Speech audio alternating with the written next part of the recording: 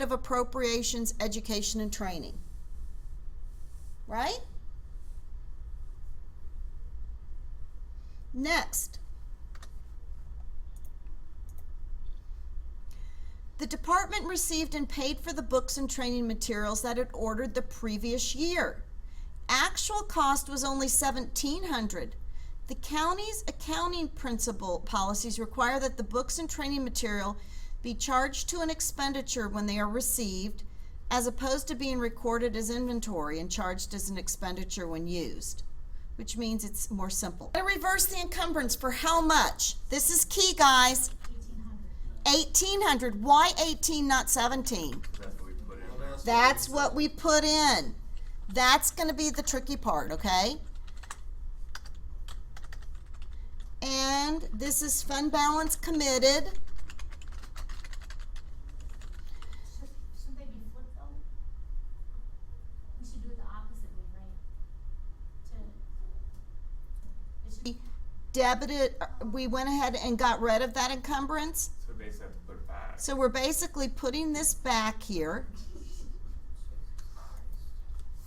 And then Is it $1,000? I can't see the number. 1,800.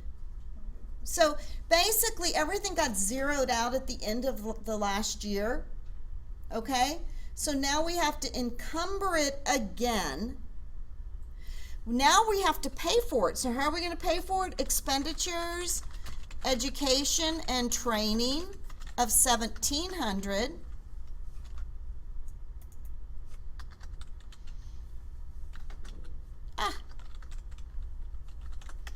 And cash.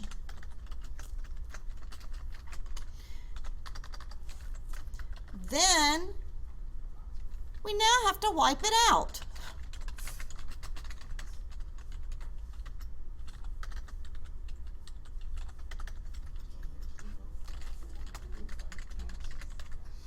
And this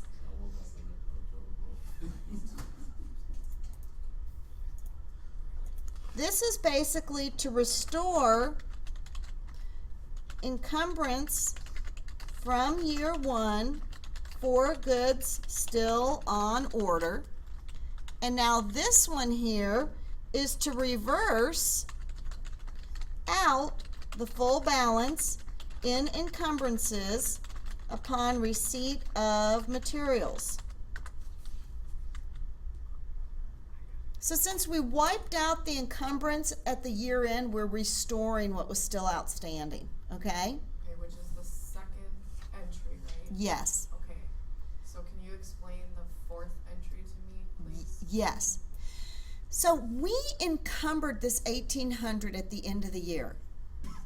Although because we were supposed to close everything out, we reversed it to wipe it clean, but because it was still dangling out there, we needed to issue that journal to start the new year fresh and show that this was still out there. It wasn't satisfied. So then we received the training, and this is basically just getting rid of it and saying it's been satisfied and fulfilled. So what this shows is no longer needed. It's clean. The money's been paid for. What's the amount on the very last one there? 1,800. Now the true cost was only 1,700, but we encumbered 1,800, so we need to reverse that. So where does the other $100 go? Well, it's an estimate. You know, how many times do you think like, okay, this project is going to cost about this, so you encumber it because you expect it to be X amount, but then when the real bills come in, it's either goes over or under.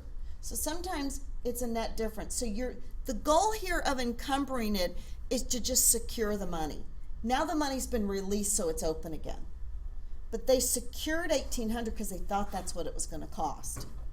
So are they not supposed to send $100 to the assigned form?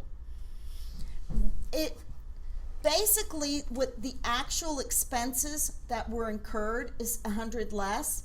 So the only difference here is instead of encumbering or paying out 1,800 expenditure, we only did 1,700. We reversed the entry of the encumbrance So even though we just paid 1,700, we encumbered 1,800. So we need to show, I gotta reduce that because that's what we initially encumbered. Really, that extra $100 doesn't really matter. It doesn't We matter. Employees to attend various conferences and training sessions. Estimated cost was 10,500. So what happens? We have authorized, does that mean we've paid it? No. No. What do? You're grabbing that money before anyone else can grab it. Think of it like that, kind of. I'm trying to get the money secured on what I want instead of what my husband wants. So you're gonna encumber. committing. I'm going to encumber. Encumbrances. And I am going to do encumbrances for 10,500.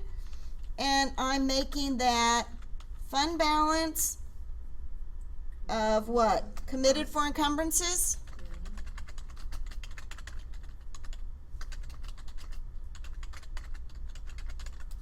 Okay? Then what happens? Employees submitted 10,800 in reimbursement requests for the conferences and training sessions they attended. The department paid them the requested amounts and at year end did not expect to receive any additional reimbursement requests. So we have to pay the bill for 10,800, record expenditures. Okay? Then what happens? You have to clear the encumbrance. We need to clear the encumbrance now. Fund balance, committed for encumbrances of 10.5 and encumbrance for 10.5. And this is reversing out the full balance in encumbrances upon receipt of the reimbursement request. We're gonna have to do all the explanations on the journal entries. I'm not going to beat you up if you don't. Sometimes it's helpful for me to do it so I know what the heck I'm doing. Okay, it's like, why am I doing this? Because you're doing so many debits and credits and reversing that sometimes for me, that's just how my mind works. It's like, why'd I do this? Okay? Whatever you encumber, you're going to have to go against. If you encumber it, you're going to have to reverse it once it's been fulfilled. Okay? Got it, guys? Next. Next is the indicate specific accounts and dollar amounts found We're gonna do the closing in entries. transaction. Are we going to close for a year too? We're gonna do the closing entries. Okay. So we're going to close it out. How are we going to close this out? Same as year one. Same as year one. How did that work, Clement? How many dollars of appropriations do we have for the year? The very first entry. 13.5. We're going to debit appropriations.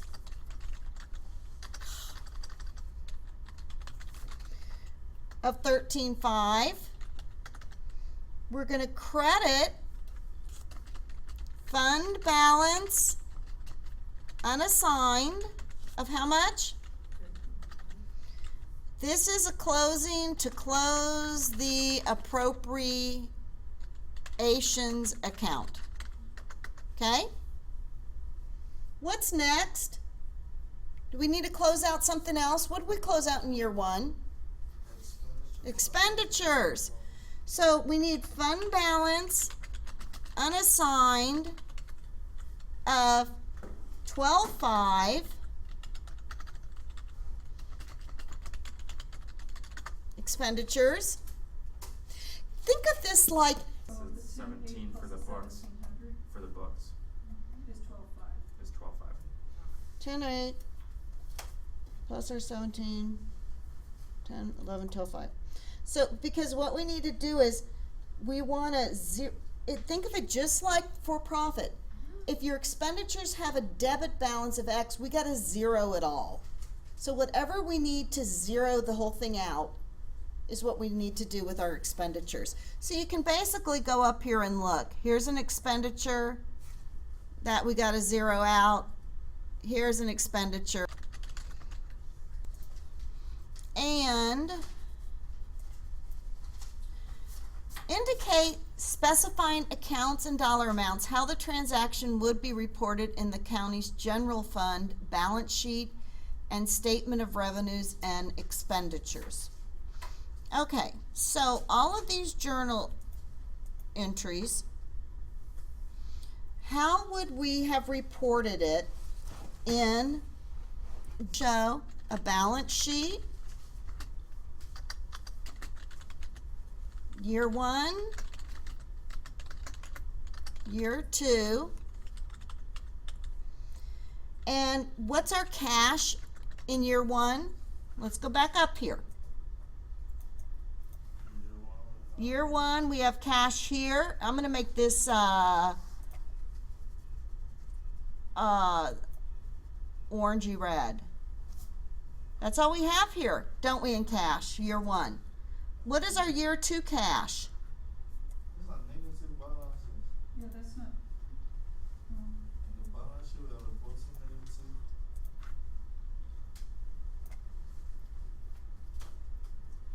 Basically, we're just taking these journal entries and then going to create a financial statement on them, okay? So what is our It will be cash balance in year 1? negative 10,000. -10,000. Cash. This one is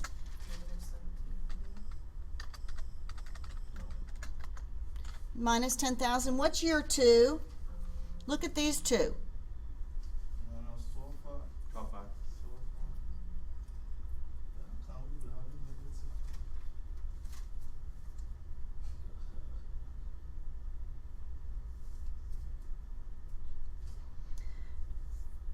Is your cash account cumulative? In other words, so this is going to be equals this number minus that number minus that number. Remember, expenditures, you know, are temporary accounts. But this particular cash account, you don't wipe out. It accumulates from one year to the next. So if in year 1 it was a -$10,000, what's year 2? It's going to build on it, -22. What's our fund balance going to be?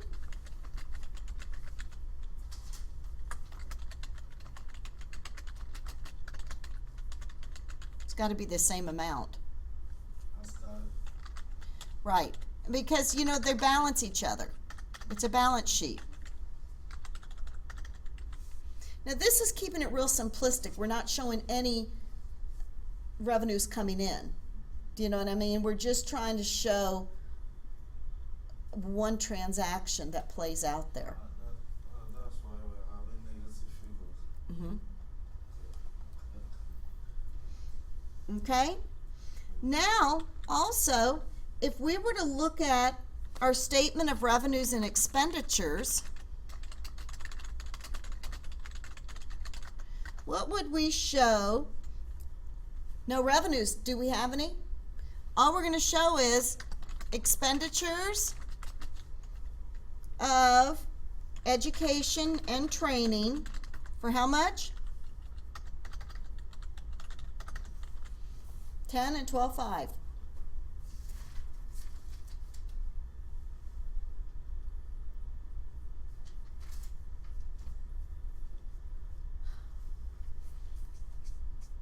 Okay?